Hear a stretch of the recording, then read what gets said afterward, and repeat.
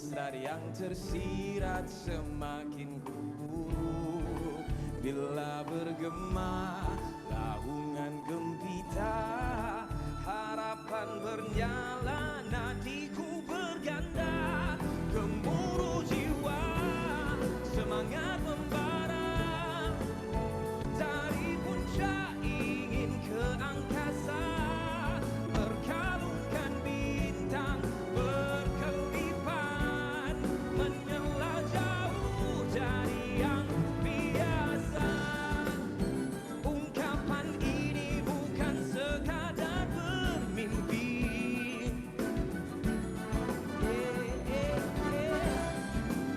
segalanya pastikan terbukti nanti.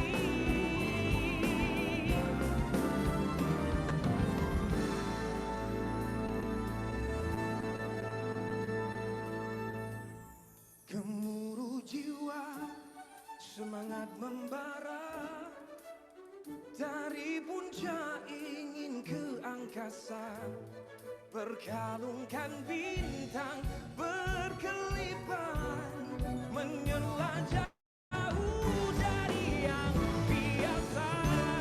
Gemuruh jiwa, semangat membara, dari puncak ingin ke angkasa, berkalungkan bintang berkelipan, menyela jauh dari yang biasa.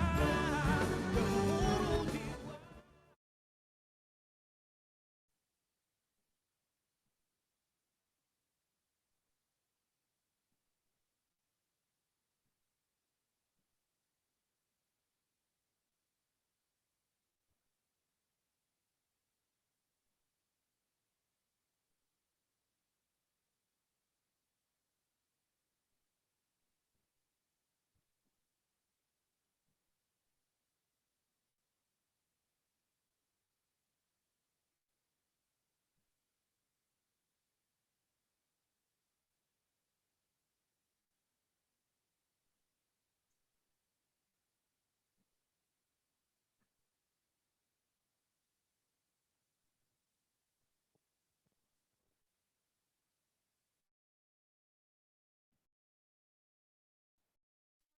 Morning.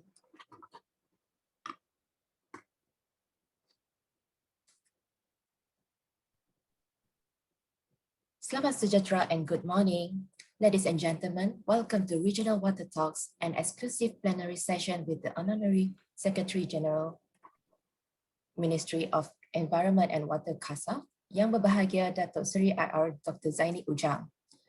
I am Fazar and I am your MC for today. Before we start the session, there are a few rules that we must adhere.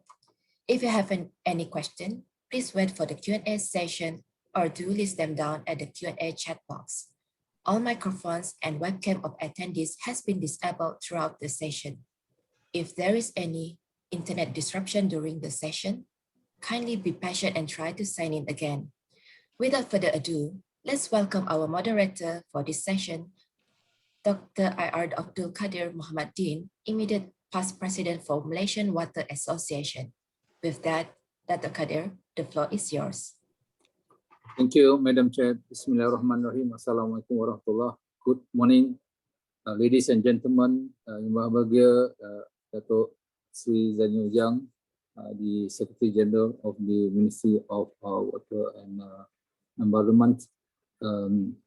We have a very prominent speaker today for this plenary session, and I hope we will gather our focus to listen carefully to this topic that is not much talked about by many presenters or speakers, but is equally very important. That is very related to us, and this is the effort of the Asia Water, whom is normally organized this event of conference and exhibition on alternate years. So in between that, this is the regional talks organized by Asia Water to keep touch base with the water players or the water industry, so that everyone is aware, and the awareness need to be increased to appreciate what is water to us. So this regional talks with the theme of the readiness of water sector economic recovery is a very interesting subject, and the water management within planetary health more important to look at overall aspect. Just a short brief from the WHO. Everyone knows that the Earth's surface is covered by water, and most of the human body is composed of water. So these two facts illustrating the critical linkages between water, health, and ecosystem. When I talk about ecosystem, this is a subject matter that Yang Berniaga Datuk Seri Zani Ujang favorite subject, and he written a book on that. Please buy that book, and you can learn more, which cannot cover under this session. So more than 2/3 of the world population lives around coastal ecosystem. So the global freshwater consumption in the past showed that it rose 6-fold between the year of 1900 to 1995. And this is twice the rate of population growth. As you can see, the demand is high. Yet for many of the world's poor, one of the greatest environment threats to health remains lack of access to safe water and sanitation. So more than 1 billion people globally lack access to safe drinking and water supplies, while 2.6 billion lack of adequate sanitation. So the disease related to unsafe water, sanitation, hygiene result in estimated about 1.7 million deaths every year. So this topic is very timely. Of course, it will also touch on economic, but the trend of today is talking about the water, food, and energy nexus. So I'm not going to say some of the facts given to be presented by Yang Berbahagia Datuk Seri. So without further ado, let's listen to Yang Berbahagia Datuk Seri topic for the plenary session today. This is the last session of this week. That is on water management within planetary health. So Yang Berbahagia Datuk Seri Zani Ujang, the session is yours. Thank you, Datuk Kadir, and good morning. Assalamualaikum warahmatullahi wabarakatuh to everyone. I would like to share slides that I would like to talk today. It is mainly on water management within the context of planetary health. This is something new, I think, for water specialists and fraternity, and within the context of low carbon economy as well. So I would like to be very brief on what I'm going to talk about, mainly on planetary perspective. Whenever we talk about water, normally we are limiting ourselves on catchment basis. Therefore, we have catchment water transfer within catchment, water transfer within sub-catchment, and sometimes we are just focusing on where we are. Today, we are talking about planetary health.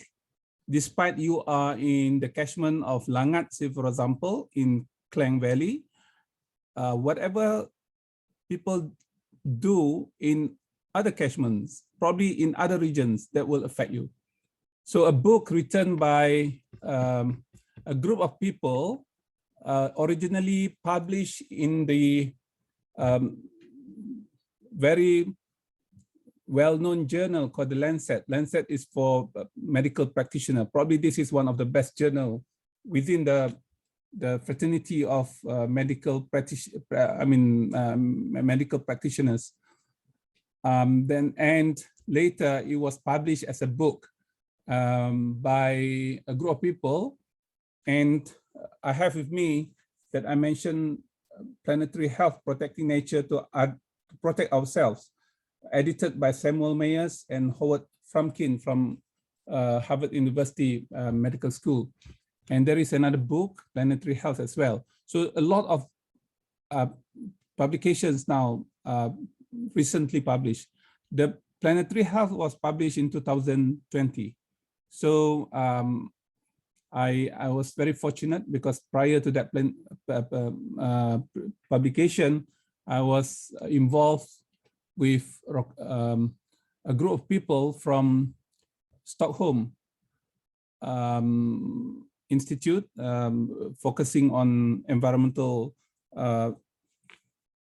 of planetary health in particular. So this is what I'm try to talk today.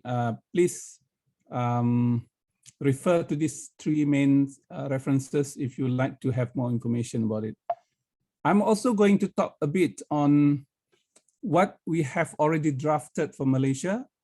Alhamdulillah, in 2020, we had our environmental sustainability blueprint. And in that blueprint, there is a word or phrase, planetary health. And unfortunately, not many people discuss about planetary health in particular. Mostly people were talking about 30 initiatives that we initiated, empowered governance, green growth, strategic collaboration, and social inclusiveness. Often we are not able to comprehend what does it mean by planetary health. So allow me today to talk about planetary health in that context, in the context of environmental sustainability, not only in Malaysia, but throughout the world. Planetary health is a new concept focused on the interdependence of human health, animal health, health of the environment. So there are three, not only human health. Normally, when we talk about water management, we were mainly concentrating on human as the epicenter of water management. We are not really focusing on animal health. What else? Health of the environment. Definition is very, I think, fluid at the moment. So it's a lot of people trying to define. Anyway, I think at the moment we stick to the definition given in the book, Planetary Health. Actually, you can refer to the Lancet journal. It is made available to everyone to read. The health of human civilization and the state of natural systems on which it depends. So that's the meaning of planetary health.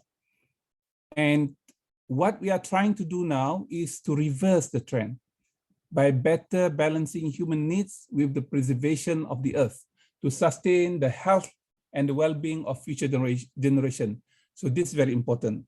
Therefore, we need multidisciplinary, cross-sector, trans-border approach to change mindset. So there are three things: multidisciplinary, cross-sector, and trans-border. So you cannot talk about your catchment.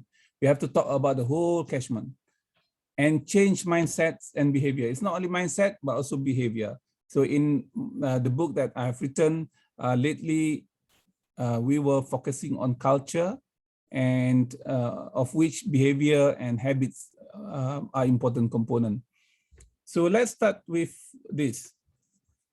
If you look into health sciences, there are a lot of subdiscipline. You can talk about almost everything under health sciences, but we have also natural and physical sciences, such as agriculture, such as ecology, such as oceanography, urban planning and whatnot. So the overlapping between health sciences and health and physical sciences are what we call planetary health.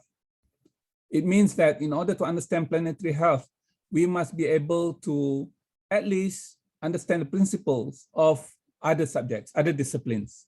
In water, say for example, we have also to understand how animal water requirements should be, how the requirement of, say for example, to keep our land use so that it will not be polluting, number one. Number two, it's not going to be desertification to take place. Therefore, according to planetary health, there are 9 major components that are of value at the moment. Yeah. Then these are what we call planetary boundaries. And these 9 items are very critical for us to understand. And out of 9, so what are 9s? Biosphere integrity, climate change, novel entities, stratospheric ozone depletion, atmospheric aerosol loading, ocean acidification, geochemical flows, freshwater use, land system change, and biosphere integrity, as I mentioned. Out of these 9, 4 of the planetary boundaries i.e. climate change, biosphere integrity, geochemical flows, and land use change had already been exceeded. This is based on the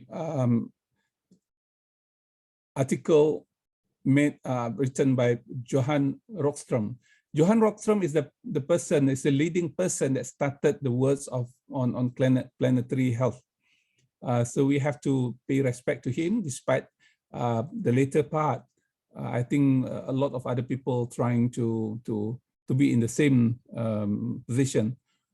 So if you look into the diagram that I put here, there are two areas: biosphere integrity and geochemical flows are already exceeding the zone of high risk. It's not only high risk, exceeding high risk. So what are geochemical flows? This is phosphorus and nitrogen. This is water sector. This is from sewage, from industrial wastewater, from fertilizer, from agricultural waste, animal husbandry waste, and whatnot, that contributing a lot phosphorus and nitrogen, or we call it nutrients, in our water bodies. Yeah, so this is exceeding the uncertainty level.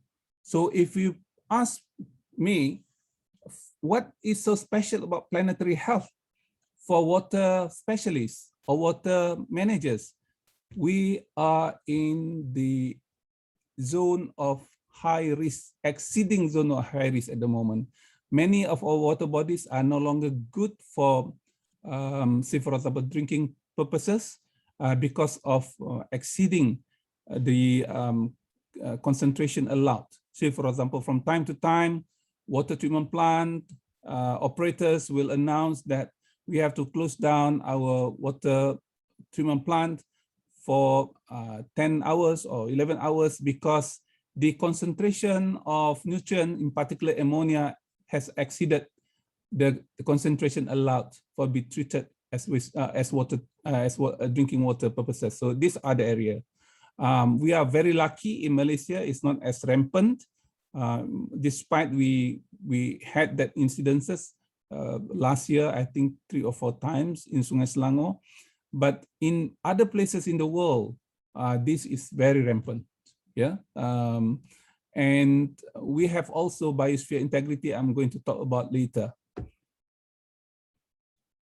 So COVID-19 is a prototypical planetary health story. The virus origin is related to our interactions with nature and wildlife, our food system, and changes in demography and technology. Lessons we are learning about controlling the pandemic underscore the importance of system thinking, the need for collective action, and the promise of rapid global behavior change. I underline that behavior change. And this global pause presents an unprecedented opportunity to chart a new course. So I give you an example. Sometimes people are a bit confused with donut economy or the donut. If you look into this, there are donut in the inner diagrams, and if you take that out, it will be like this. And there are books written by Kate Raworth. She's from Oxford Group, and she wrote about it. And what is donut economics? Donut economics is a visualization framework for sustainable development to explain the concept of planetary boundaries and the complementary concept of social boundaries. I put it this way: planetary health is a concept. If we want to implement planetary health in our planning, so we have to have a local level. So donut economy or donut framework has been utilized in Leeds, in Amsterdam, in various parts of the world at the moment. If I'm not mistaken, places like in UK, it's in Leeds, and a few other places in the world. Yeah. So what they do, they have what we call ecological ceiling. You cannot exceed the ceiling. And you have social foundation. So we have to provide what is needed for water, food, health, education, income and work, peace and justice, political voice, social equity, gender equality, housing, networks, energy and whatnot. So that is what we call a social foundation. So we cannot reduce that. So from time to time, we know if we have, say for example, as administrator or as mayor, as a Menteri Besar in particular, if you look into a city or a catchment, you know already what are the issues in that area. Sometimes because of the income and work is not provided proper, as a result, water and food is not catered properly. Yeah, why? Because people don't have money, people are trying to cut corners and whatnot. So I just put aside donut economics for our reference later. Okay, in the book of Planetary Health, there are a lot of diagrams. I give you example, this diagram. It is very important for us to understand that after World War II, the water usage has been drastically increased compared to the previous years. Yeah, previous decades or previous, I would say that previous, yeah. And then transportation suddenly became very important. And fertilizer consumption, this contribute to phosphorus and nitrogen. We have also paper production. So this is mainly our forest resources, plastic production, and primary energy use. You can see that this is important for us to understand in relation to water sector. We can also look into other areas, say for example, carbon dioxide increase very significantly. At the moment, when you talk about climate change, we are only focusing on carbon dioxide or carbon dioxide equivalent. But if you look into other areas, we have almost similar pattern. You have tropical forest loss, say for example, ocean acidification, and this contribute a lot to the planetary health. Okay. In order to understand planetary health, we have to understand 5 levels. One is what is the underlying drivers for this to happen. Number one is consumption. We consume a lot. In order to provide what is required or what is needed or what is wanted by people, we have to produce a lot. Yeah, we have to use a lot of resources. And democratic shifts from rural into urban and peri-urban, and we use a lot of technology that really require a lot of resources, in particular transportation. Ecological drivers are global pollution, biodiversity loss, altered biochemical cycle, land use and land cover change, resource scarcity, and climate change. This is all interrelated. And as a result, we have proximate causes such as air quality, food production declining, access to fresh water declining, and the mediating factors are mainly behavior. Behavior that change a lot, that makes the consumption unnecessarily increase significantly. If you look into, say for example, our forefathers, when my grandfathers died, I still remember it was about 40 years ago. His belonging is about, I would say that in a closet, is only one closet, that's all. Yeah, and we, at that time, we put in that closet for a while, and then we wait for people or for relatives to come to collect 1 or 2 as a token. But now you can see that people use more than one closet. Sometimes you put our clothing materials in our bags, and in our bags, and we put it somewhere because we have too many. Yeah, this is culture and behavior. We have also health effect, malnutrition, infectious diseases. So this is where COVID comes. COVID comes because of planetary health issue. Yeah, in infectious disease. So that if you read this book was delayed for few months because to cater to write a special chapter on COVID. The writer, the editors, both of them are public health doctors. But you can see in between there are water engineers, planners, geologists, and whatnot contributing to the article. But what I'm saying, they specifically illustrate to understand COVID is to understand planetary health. So COVID is one health effect. In the future, it could be in the form of mental health. There's a lot of people now commit suicide. A lot of people now, say for example, under malnutrition because of the economic situation that we are having at the moment. Probably not very severe in Malaysia, but if you go to some places, it's very bad. Yeah. It's okay. And this is very much related to water industry, nitrogen cycle. We are at the moment working very seriously on making our water bodies, in particular dams, lakes, rivers, and off-river storages in Malaysia to be kept safe from eutrophication. Eutrophication is a big thing that we have to understand. Yeah, and then recently, or this week, we decided how to manage our dam proper, how to ensure that eutrophication is not as bad. This is example in the book, table 4.1 on global water stocks by volume. We can see that we are now using freshwater stock mainly. And this is what we are depending largely on.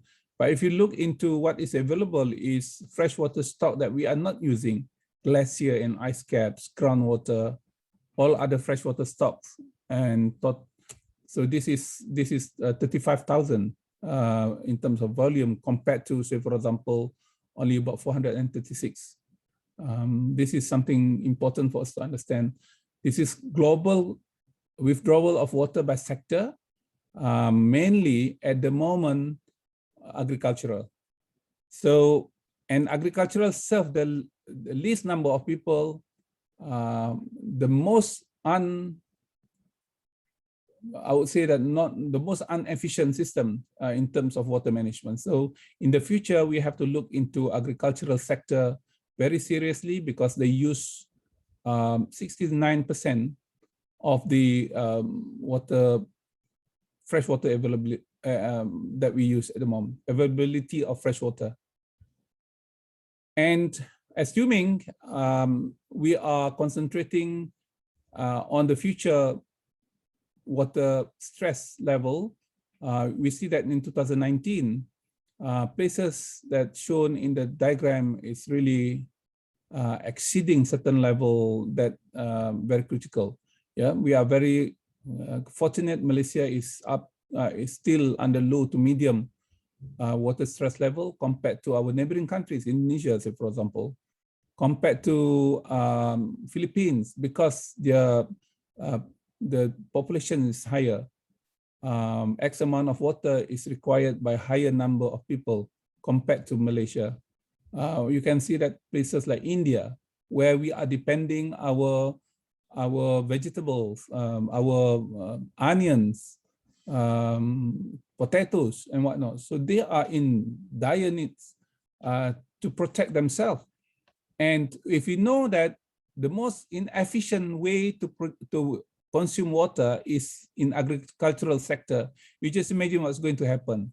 Say, for example, they increase the price of the agricultural produce, say, for example. So Malaysia, we have to be very succinct in understanding the importance of food security. We must couple food with water because other countries are doing that now. Whatever they do related to water, they ensure that the whole cycle of water management in the country includes food production. Therefore, in places like Kuala Lumpur now, we are encouraging people to go on community farming. We in the ministry, say for example, we developed the concepts of water recycling, water reclamation, and to establish the policy related to river trails, not only for people to enjoy the scenery, but also it's a cultivation center where we can harvest our produce in the future. Yeah.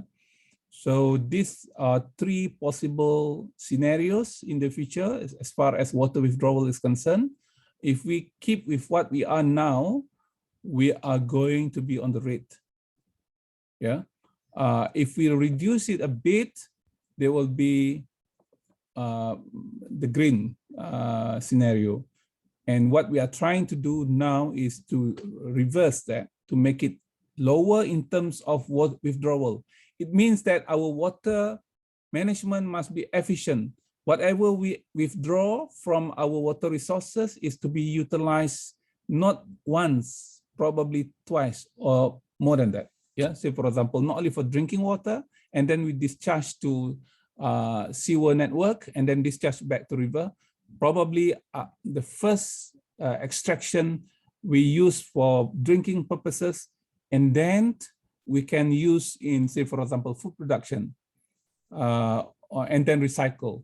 So we want to make sure that the water is utilized many, many times. So therefore, as a result, we can get the declining trend that's shown there. Yeah.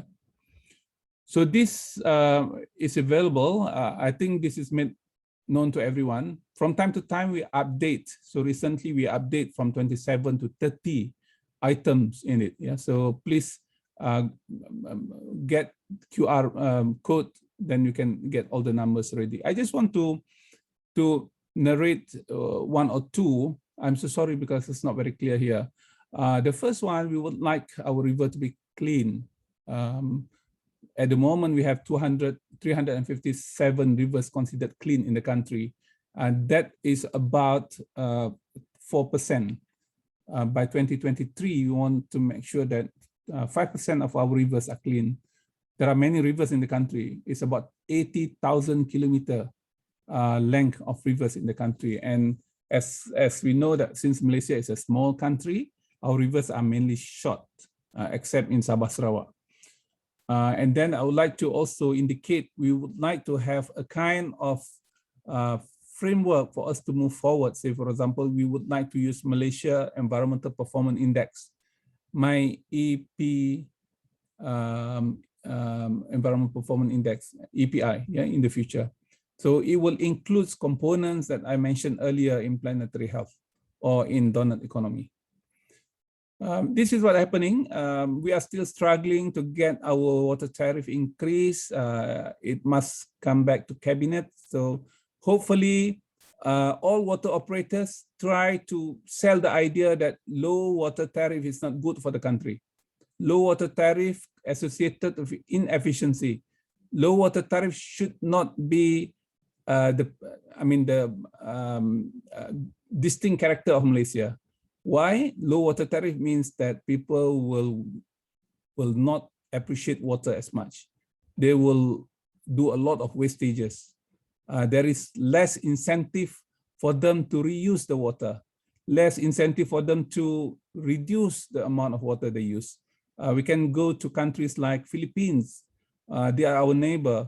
Their income per capita is 10% of Malaysia, but their water tariff is higher than Malaysia.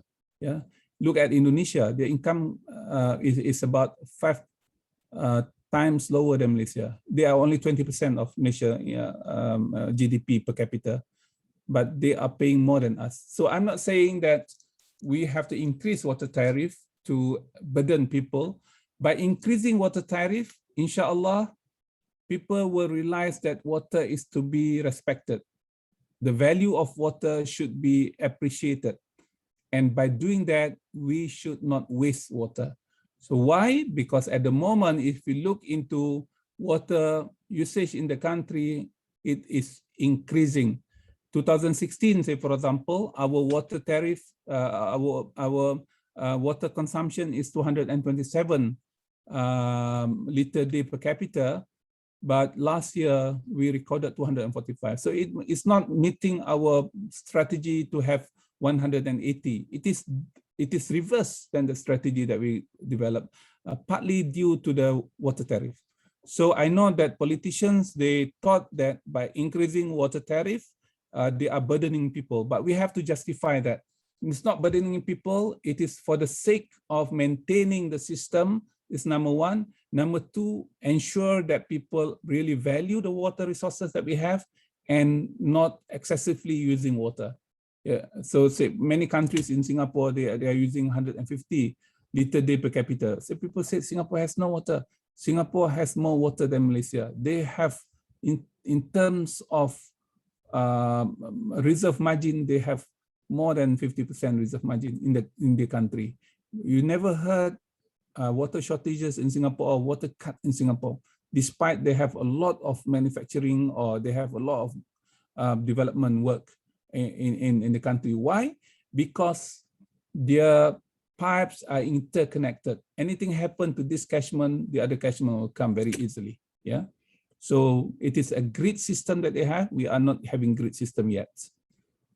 This is non-revenue water. Not only water is excessively used, but we have a lot of water wasted. We can see that last year, Perlis recorded 64%, 64.9, 65%. Kelantan, 51%. So you can tell us that because there is not enough investment in it. Yes, investment on water services must be from the water operators themselves, and they have to borrow. They will not be able to borrow money or use money if the tariff is not sustainable. They cannot pay their operating costs and what else, paying their capital costs. So this is something that we have to understand. As I mentioned earlier in planetary health, we are trying to reduce not only excessive, but also wastages. So these are wastages in the system, in the pipe that we have. And we know how to fix it, i.e. through tariff structure. So please help me, help the ministry to justify to policymakers. Policymakers, sometimes they are not within the ministry. They are somewhere in other ministries. When it tabled to cabinet, say for example, other ministers will see something, trying to give indication that this is good or this is not good. So please let our policymakers, political masters understand that having low water tariff is not good for the country. The water operators will not be able to have enough sufficient money to pay what is needed, to pay for investment, to pay for betterment of the water system. And government is not in the position to give subsidy to operating costs of water operators. Yeah. So this is something that we have already decided in 2006. Okay. Therefore, moving forward, this is new. I am sharing this for the first time. We are now trying to reduce dependency on public financing to alternative water financing. Public financing means that what the grants received by states, by water operators, and this grant is from government of Malaysia or state government. Yeah, there are many ways to understand it. If you look into the current practices, water resources, potable and non-potable, dam of river storage, coastal reservoir, irrigation, plantations, all by development expenditure is from EPU. Yeah, so this is borrowed money, government borrowed money, and then give to the beneficiaries free. Second, water supply services, domestic and non-domestic water supply, urban and rural water supply. This is in the form of loan, in the form of grants, and then government get it from capital market through PAAP. And then we have sewerage services. This is development expenditure, is also mainly grants from direct from federal government. And water-related risks, say for example, flood mitigation, river protection, coastal and beach protections, all from government spending, federal government spending. So what we are trying to do is to mix the financial model in water sector, having government to take the major portion, and then we have also commercialized private funding, and we have public funding as well, and co-financing. Public means that participation of general public through, say for example, wakaf, through public participation. They themselves, it's not only wakaf, say for example, they are donating,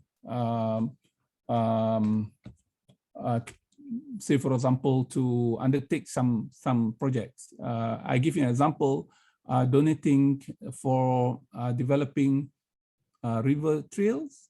So indirectly, not only people benefiting, but also we can protect our water resources. Yeah.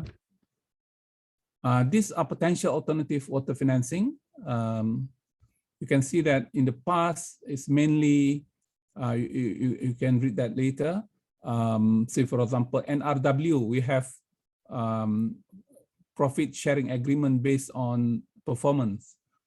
This is now taking place. Selangor is benefiting a lot from this at the moment. We have 1.2 billion to spend. Minimum exposure policies, for example, a moral suasion to ask financial institution to participate in the development of water sector, which current loan data shows small exposure to this sector. Yeah, so this is also important. We need support from Bank Negara Malaysia. We have also cash wakaf sukuk combines with crowdfunding feature of wakaf and the Islamic sukuk. And this is for big water and sewerage projects.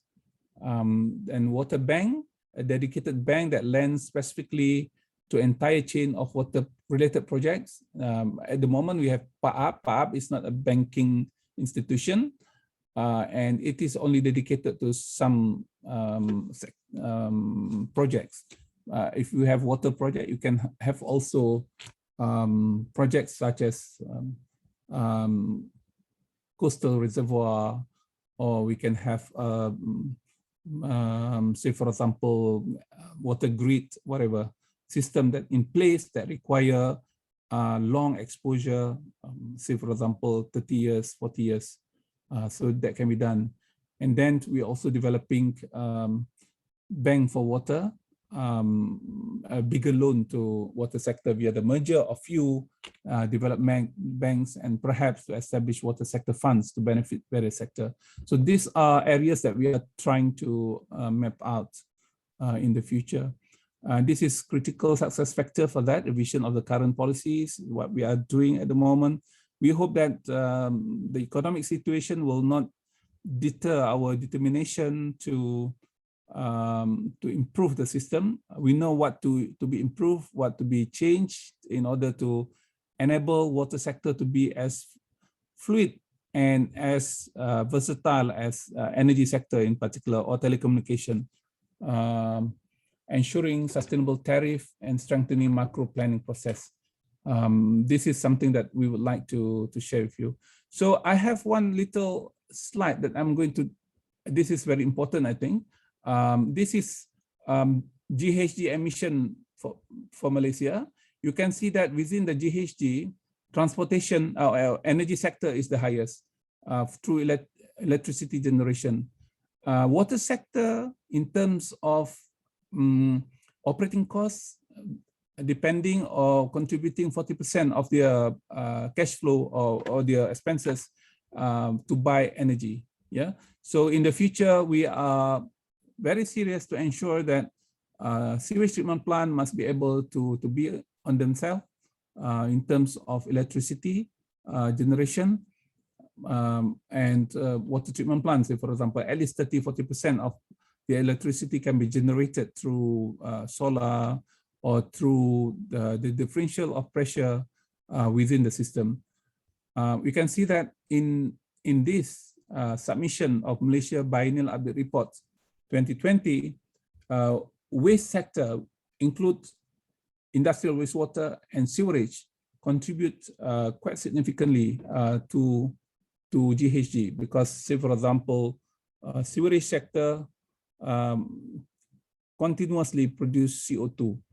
When you reduce BOD, COD from 200 to 20, the conversion biologically produce CO2. Yeah, so by nature or by design, we produce CO2. And all our smelly stuff from the sector contributing to greenhouse gases in the form of methane.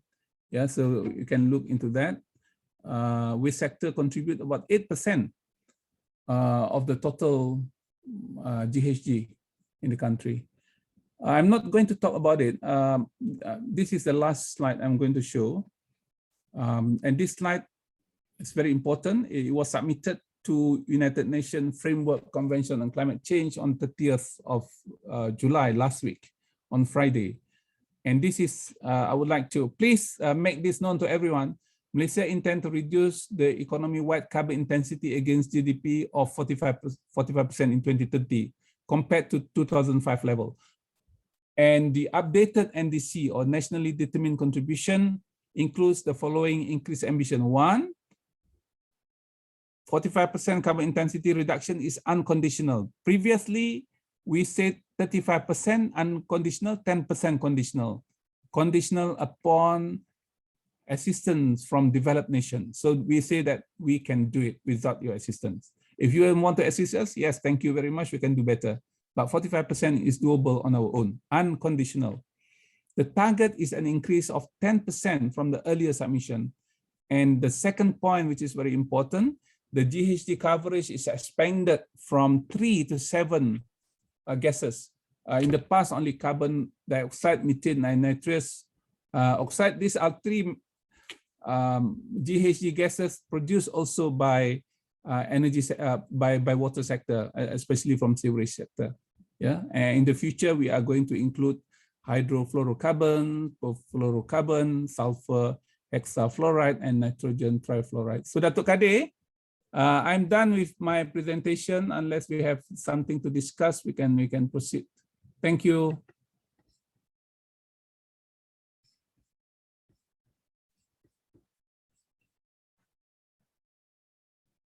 Datuk Kadir.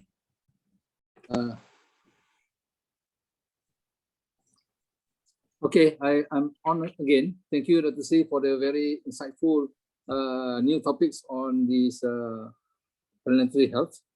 I guess everyone is taken aback, but as I said just now, we have a lot of questions. I have to be selective in view of time, but we try to answer all. I think I can start with the first question is on the, it's an anonymous question by anonymous. It's just talking about the lesson learned and the steps taken to reduce against the occurrence of water disruption that affect millions of households in Selangor. That happens in June to December 2020 from happening again. So I think it's quite, the question is about how to reduce this occurrence, because the reason being water contamination. That's a fact. And it also touched upon the Sungai King Kim steps to be taken. I don't know whether that's related to the topic, but this is the first question. Okay, thank you. Okay. The water disruption will not occur if we have 3 things. One is water grid within the system, within Klang Valley. So at the moment, the specific catchment supply water to that catchment only, and between that catchment and the other catchment, say for example catchment of treatment plants or water treatment plants from Sungai Selangor. They provide water to specific area on the, I would say that on the west part of Klang Valley, Klang, PJ, part of PJ, and around that side, Shah Alam and whatnot. And then we have the big, I'm talking about the bigger one, Langat catchment. Langat catchment has at least 3 major water treatment plants. Langat 1, Semenyih 1 and Semenyih 2, and then we have Langat 2 ready. So they are not connected. We have, despite we have 10% reserve margin, the line is like this, the piping system. So there is no connectivity like that. Yeah. So what we are trying to do is to connect them. And this is very important. To connect them in the urbanized area is very expensive. So the question is, who is going to pay for that connection? And connection is billions. It's not 500 ringgit, 200 million or 300 million. It will cost, we calculated, it will cost a lot, because in between you have to maintain the pressure. In order to maintain the pressure, you have to have reservoir, and reservoir in that area, you have to buy lands and whatnot that might cost you 1 billion just on the reservoir. So that's very important. And if we have that, therefore in Singapore, it's not happening, despite that they have a lot of water treatment plants, but it is connected. It's not like water grid that we are talking about. Yeah. In energy sector, we have 2 grids in our system. What we have at the moment is similar to the energy sector prior to 1995. So we are very slow to migrate. Yeah, because the money is not there in the system. The tariff is so little, so no water operators will be able to spend 5 billion, say for example, for their own investment. So if they want to have investment of big investment, they will ask federal government to help in the first place, of state government to subsidize. That's the situation in the country. That's number 1. We need water grid in areas like Klang Valley, Johor, and few development centers in Penang, say for example. The second point that we need is that we ensure that our fresh raw water is kept somewhere. Therefore, we developed the idea of river storages. What we have in Sungai Selangor is horas. Horas means that you keep the water and then you return the water to the river. So what we plan to do is the one that we have in Labu. WRS means that from the storage, water storage direct to water treatment plant. That water storage can be provided. It can be designed to provide 18 months. 3 months or half the time. So if we have anything happen in between, we just use that water storages. That will isolate issues of pollution in that particular area. And the third one, which is very important, to ensure that pollution is not occurred in our rivers. So how can we do it? We can do through amendment of laws to get more severe penalty. That's what we are trying to do now. We have to say, for example, to submit that to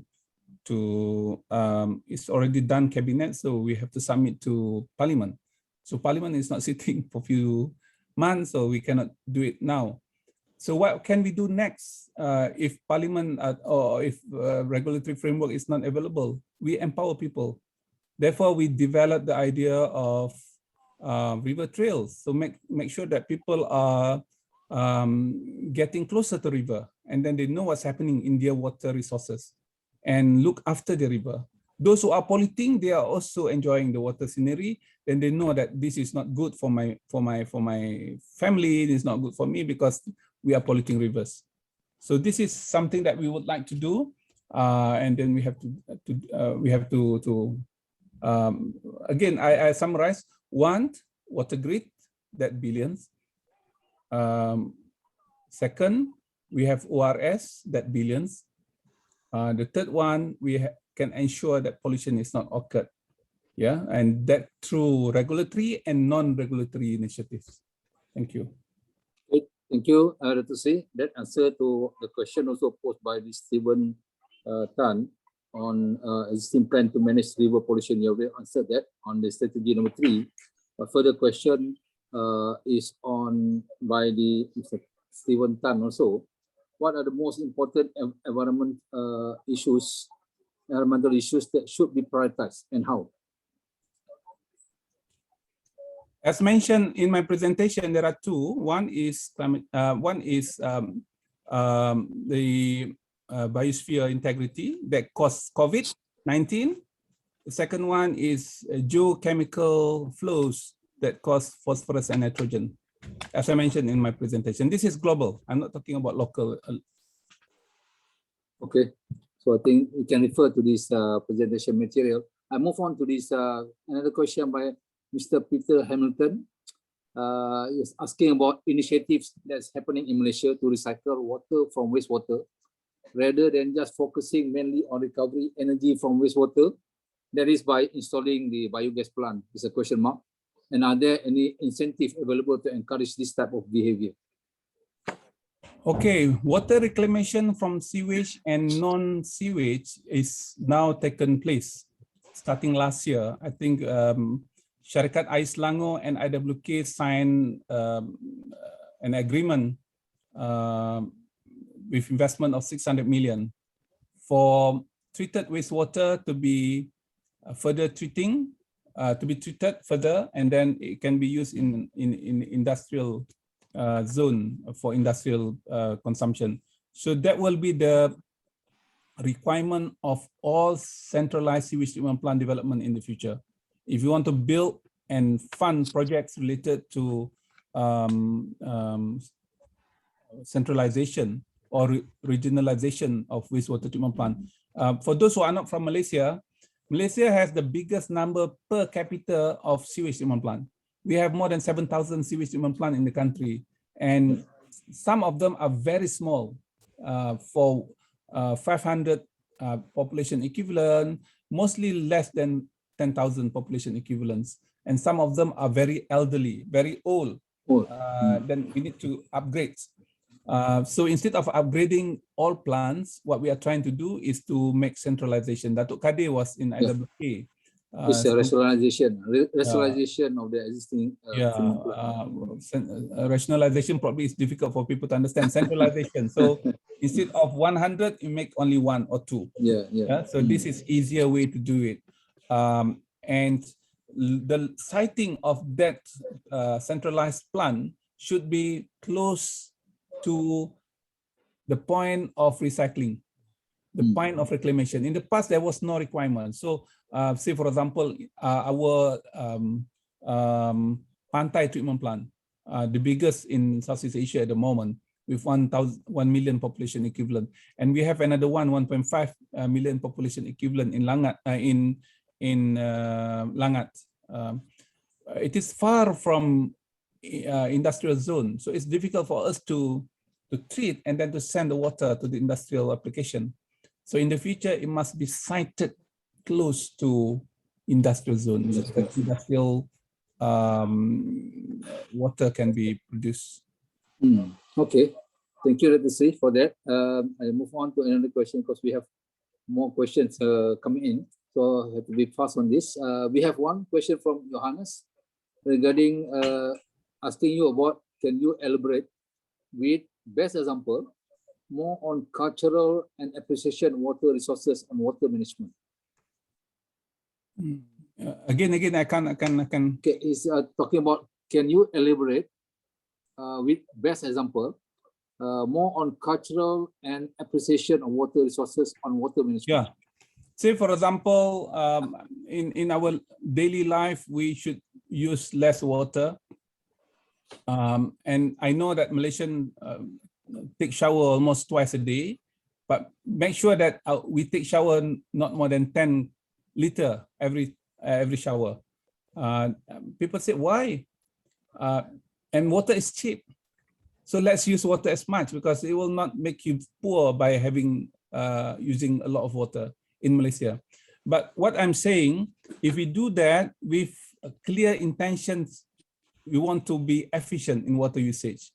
And from cultural perspective, you can use the teaching of your religions and your forefathers where water should be conserved.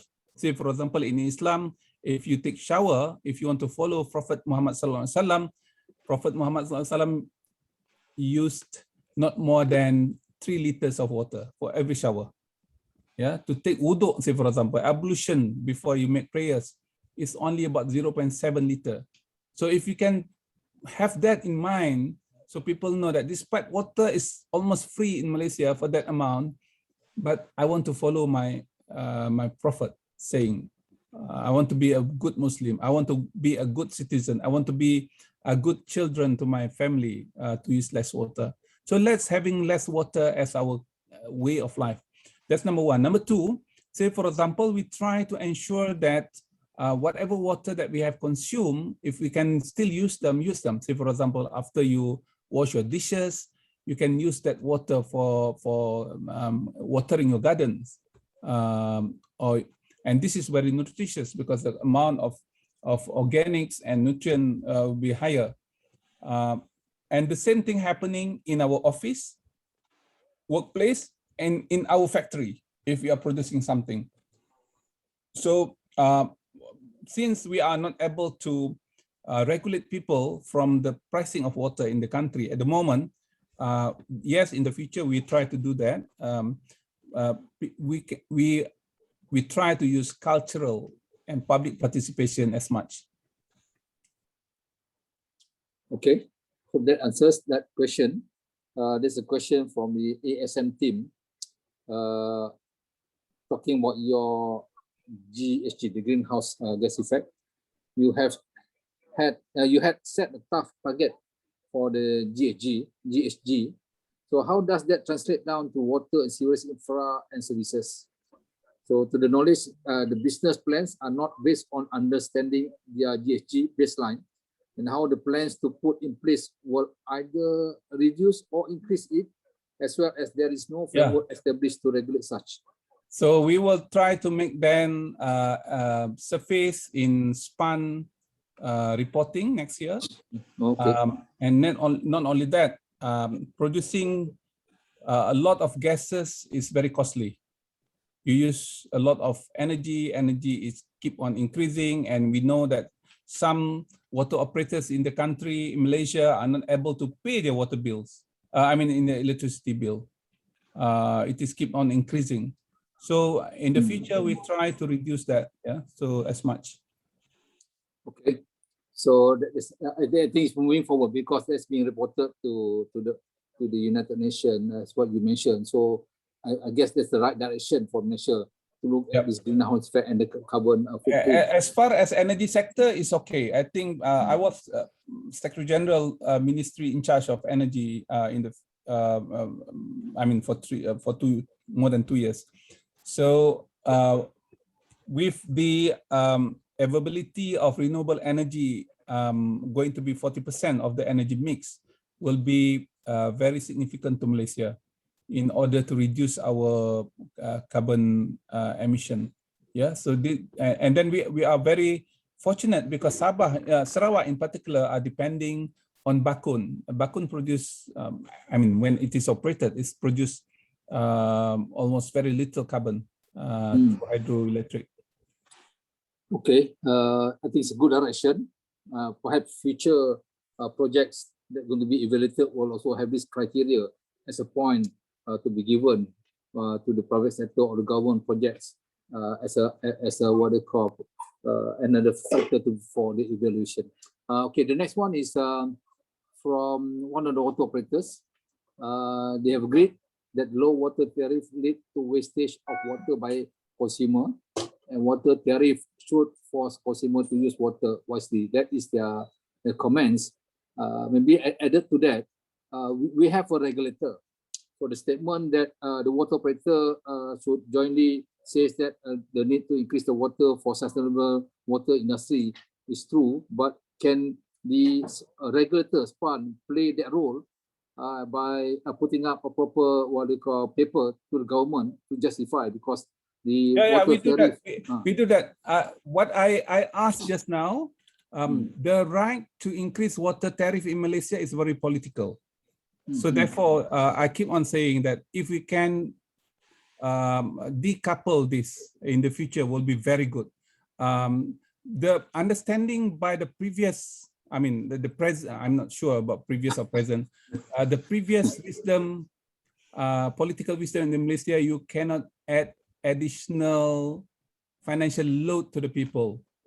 Yeah, if you increase water tariff, it means that people have less money for themselves. So that was the wisdom. I respect that wisdom, but we are saying if we increase, say for TSM, we have tariff structure mechanism that we are proposing to cabinet. It was asked to be reviewed. So at the moment we are coming back to cabinet. We have done all the paperwork. Yeah, I personally presented that to cabinet last year on water tariff, and that is not common for a secretary general to be called to present to cabinet. So we made that presentation. So Dr. Faisal, CEO of SPAN, and myself went to cabinet, and the decision by the cabinet is for us to review that various committees on peningkatan sara hidup rakyat, whether this is appropriate or not. So we have done that. So we are coming back to cabinet soon. But with this political situation, where the cabinet can decide on that. So my request for everyone is to say that with high or with a proper tariff, water sector in the country will be prospering. People will get better water because the money is in the system. Whatever improvement required, water operators can go to the bank or to go to financial institution to borrow money and improve the system without waiting for government to invest. And government will not be able to invest all because there are policies that we are not going to say, for example, to fund private initiatives or private sectors. So that's very clear. Yeah, and then federal money is not as easy as we thought. Yeah, so we have done that. But my request is for everyone to say the same message. The message is that appropriate tariff structure will enhance water industry. That's not the question of Ministry of SPAN or regulator is not doing anything. We keep on pressuring. You can ask people from SPAN how many times we went to cabinet back to get it approved. Yeah, and this is the last leg that we have to present to cabinet, probably in another few weeks. But please tell our policymakers, don't worry, with appropriate water tariff, it will not be bad to the people and is good for you. And if possible, you can see that appropriate water tariff will get us a better water system. Yep. And ensure water security to be handled properly, and that will make people happy. Okay, thank you, Dr. Sri. I recall that some time ago, Malaysian Water Association did submitted a memorandum to put the survey done with all the water operators. I guess they have to do it again with the combination of synergy for all the NGOs. Just put a note on that for your information. There's a question also from Cik Jamil Hassan. The question goes, planetary health requires global cooperation. How is this addressed when each country has their own priorities? Yeah, therefore we have to have same mindset, same understanding on planetary health. If we pollute water in Malaysia, Indonesian will suffer. Singapore will suffer. Yeah, because if it is not true, our drinking water consumption is through fisheries. So we pollute the ocean ecosystem, then I mean the fisheries will be polluted as well. So we have to look after not only our neighbors, but not only ourselves, but our neighbors. Okay, I think that calls for unity. It's one cannot do it alone. So in fact, talk about Malaysia, I mean the neighboring also have to join in because it's a global issues on this matter, as what you say just now. I think what interesting topic of COVID is a good example what's happening globally. Okay, I go to the next one. It's an anonymous attendee. It's asking where to invest first in water use or in reducing. I can make up for this. It's a UFW. In regards of water finance priorities for water conservation. So, but it puts here Selamat from Ramallah, Palestine, maybe from Palestine, I don't know. But that's the question. Where to invest first in water use or to reduce the UFW? It's just EFW, so I can make up for that. Non-regulated. Maybe renewable energy. I don't know which one comes first. Yeah. To invest depending in water. on where you are, on where you are, and how much the water costs. If you are from Palestine, probably water resources is more important. So you have to ensure that every single drop to be properly protected. Yeah. So in Malaysia, say for example, our main priority is grid system.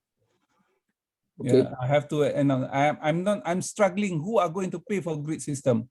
If we can do, if we agree to do that, therefore we have to work on the new financing system for that. By theory, water operators must do it, but looking at the price, I can give you an example. The reservoir that we are now building in Cheras cost us more than 250 million. Yeah, and that was the old price. You just imagine with new price, assuming we want to have that in Bukit, around Bukit, in Bangsa, say for example. So how much the land cost? Land cost probably about 1 billion, and the infrastructure is about another 1 billion. In order to ensure that connectivity occurred in that area, so they can tap water from west and from east. Yeah, I do agree with you that to see, because it's based on country to country. Because the priority will change to the needs and the demand of the country. So I move on to the other one is this. I think it's just a suggestion, maybe their thoughts. They say the government can subsidize by increase the salaries of the bulk of Malaysians, so that we can charge reasonable tax on bulk of us, plus revise tax system so that the abolish are taxed on all their incomes, capital. All this include corporate tax, calculate how much subsidy should be given to maintain and build infra.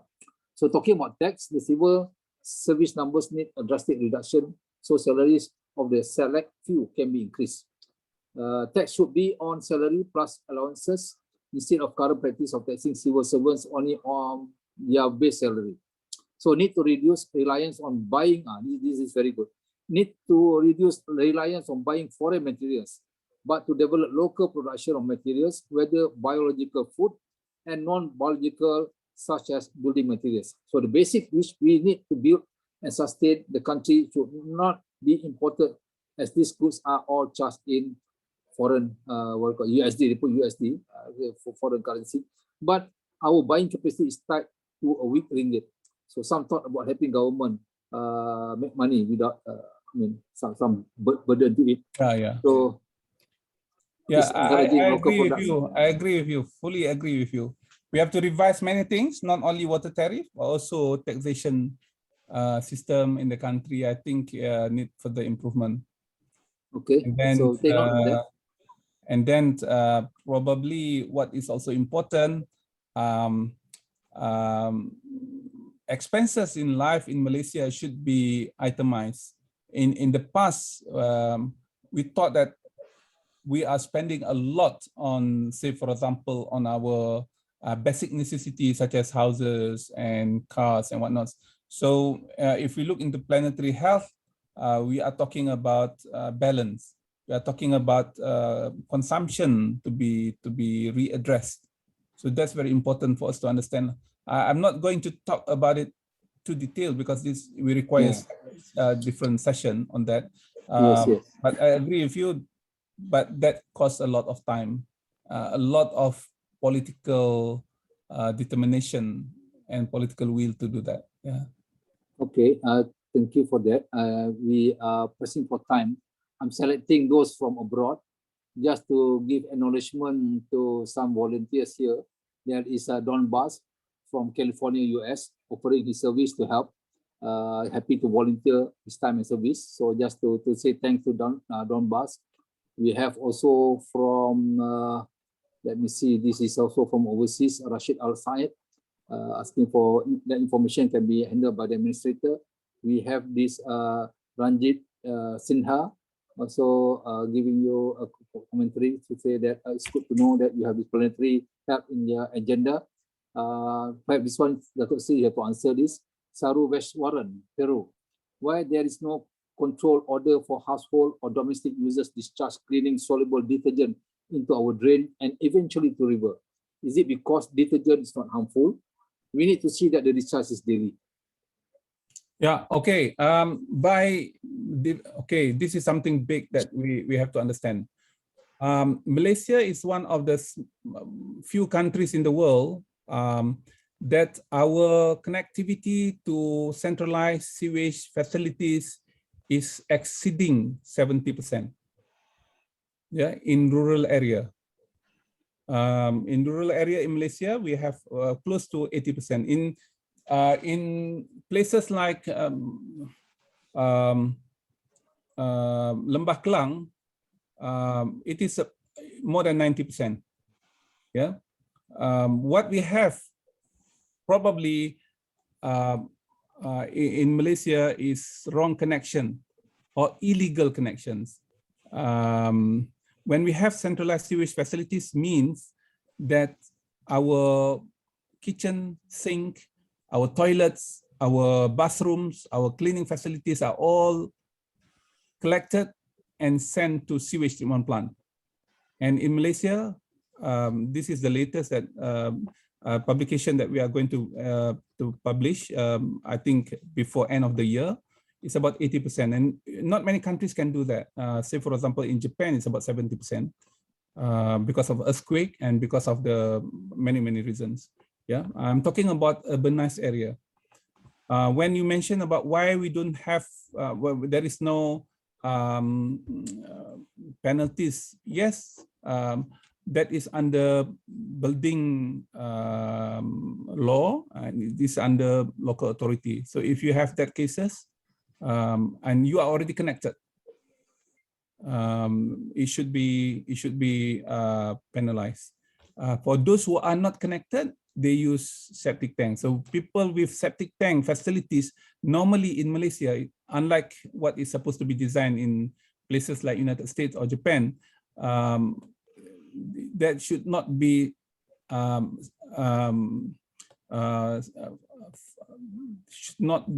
channeled to stormwater drain. Stormwater drain by definition is only for rainwater. Yeah, stormwater. Okay, I think I can only say one more last question because it's already 11:17. So I want to pick up, maybe I assume this person is from overseas. Mr. Hui, I hope I pronounce the name correctly, Huin Tran Hui, says that I saw some environmental agreements from global conferences that were not promoted effectively and did not mention clean water management in the context of climate change in the world. According to you, what do we need to do to promote the value of those environmental agreements in the future? Well, according to, if we look into SDG, we have 3 at least related to water. One is on life below, I mean, there are at least 3 dedicated to water. Yeah. So this is something big, and we have tracking system, and all ministries and agencies are responsible to act upon. Almost all countries in the world are signatories to Paris Agreement. Paris Agreement is different thing. Yeah, SDG is different thing. Yeah. So SDG is something that we are now using very closely in macro planning in Malaysia. We must comply with SDG. Yep. Okay. And water, drinking water, not only drinking water, excessive consumption of food that leads to obesity also mentioned. Yes. Malaysia has that problem. Not only Yeah. not enough That's true. That's nutrition, true. but also excessive obesity. That's true, Dr. Sri. I think we cannot entertain. I can only entertain only that question for last of the session. Other question will be answered accordingly. The organizer will post that question to the proper channel to answer all your questions. Because some of the questions is very local, Dr. Sri, that can be answered by you, but because of time, I think I have to cut it short here. I like to convey my thanks to Dr. Sri and for those participants. We are I think we have about 300 roughly who attended this talk, and excluding those in Facebook. So it has been a very interesting topic. We can go on and on. A lot of questions, also, of course, when we enter a new area. But I think let's close the curtain for now, and we can discuss in future events to open up this topic so that everyone knows. And then it's about promotion, awareness about buying in, and you cannot always say, I mean, they're always saying that what the government can do for you, but you can also say that what you can do for the government. So the effort on the river trail is one of the example what you can do for the environment and what the environment cannot do for you. So this is all the efforts that is ongoing. Hopefully you can see in RMK 12 the fruitful results of what being planted now, and that can be enjoyed. And last word is what we are doing here is for our future generations, and hopefully we can enjoy. We may not be able to see it, but hopefully the future generation should be appreciating what we are doing now with a hard effort to convince and also to create awareness.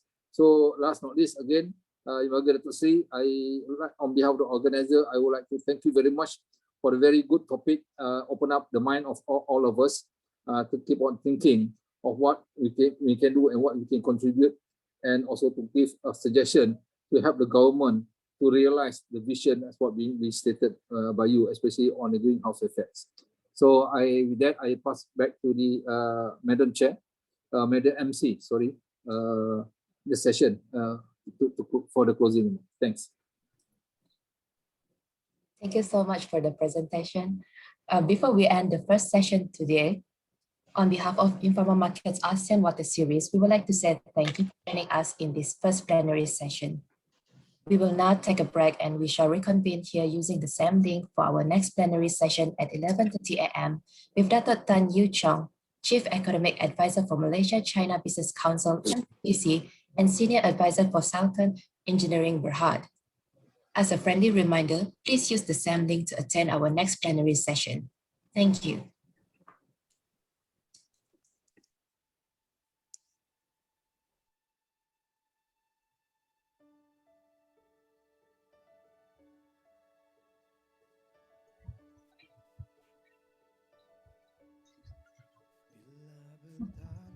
Gas ya. Hasrat yang tersirat semakin kuburu. Bila bergema naungan gempita, harapan bernyala nadiku berganda. Gemuruh jiwa, semangat membara, dari puncak ingin ke angkasa, berkalungkan bintang berkelipan, menyala jauh dari yang biasa. Bila bertalu rentak di kalbu, hasrat yang tersirat semakin kuburu. Bila bergema laungan gempita,